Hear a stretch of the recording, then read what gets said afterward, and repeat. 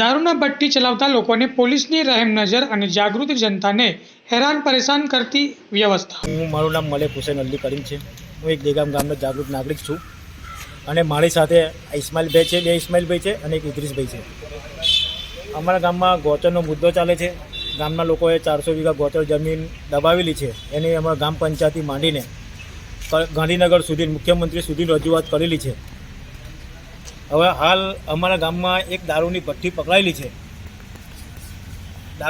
દારૂની ભઠ્ઠી પકડાયેલી છે અને કોઈ સોશિયલ મીડિયા કે મીડિયામાં આવેલું છે.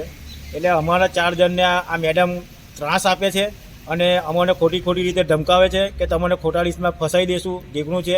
અને કાલે મારા ઉપર લગભગ 2 વાગે ફોન આવેલો હતું વીરભદ્રસિંહનું, અને ત્યાર પછી આ લોકો ઉપર ફોન આવેલું સાંજે 5 વાગે. તો હું બરોડા રહું છું અને આ લોકો કાલે પોલીસ સ્ટેશન ગયેલા હતા.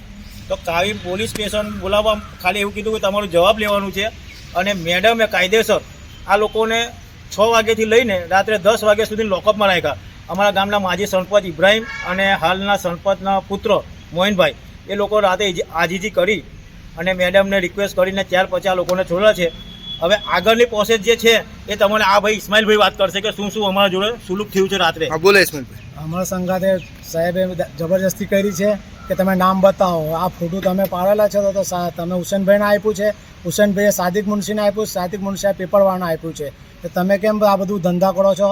સાહેબને હું વિનંતી કરી કે સાહેબ આ વસ્તુ અમે કરી જ નથી, તો છતાં બી અમને જબરજસ્તીથી કહે છે કે ના તમે જ કર્યું છે.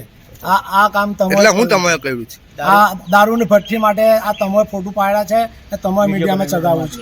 આ વસ્તુ અમે નથી કરી. એટલે તમને પકડા પછી છોડ્યા તો કોઈ ધમકી આપી? ના, ધમકી આવ્યું કે અમે તમારા ઉપર કેસ કરીશું, ખોટી રીતે ફસાઈ દઈશું. અને મેડમે આ લોકોને એવું કીધું છે કે મારી તો કાલે બદલી થઈ જશે, મને કોઈ ફરક પડતું નથી, પણ તમને હું કોઈ પણ હિસાબે કેસમાં ફસાઈ અને તમને કોઈ પણ કેસ પર હું તમને ફસાઈ દઈશ એવી ધમકી આપેલી છે.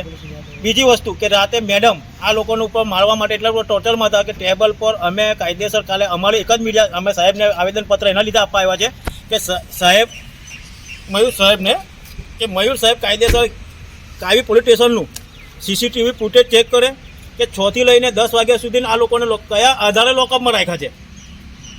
કોઈ જાગૃત નાગરિક થઈને જેને પણ આપ્યું હશે, આ મીડિયામાં આપ્યું હશે કે જેને પણ આપ્યું હશે કે એ કોઈ ગુનો નથી કે આ દારૂની ભઠ્ઠી ચાલતી હોય ને આજની તારીખમાં દારૂ ચાલુ છે. આજની તારીખ આ દારૂની ભઠ્ઠી 17 વર્ષથી ચાલે છે. આ કામ અમે કર્યું નથી. આ કામ અમે કર્યું નથી. અને આ ફોટાના લઈને અમને મેડમ અમને કે મારી બેઇજ્જતી કરી છે, મારું ઢીકણું કર્યું છે. એટલે આ વસ્તુ અમે નથી કરી. એટલે હમણાં આ મીડિયામાં આવ્યા પછી હુસેનભાઈ, આ મીડિયામાં આવ્યા પછી આ તમને કાલે ઉઠાવ્યા? હા, ઉઠાવ્યા.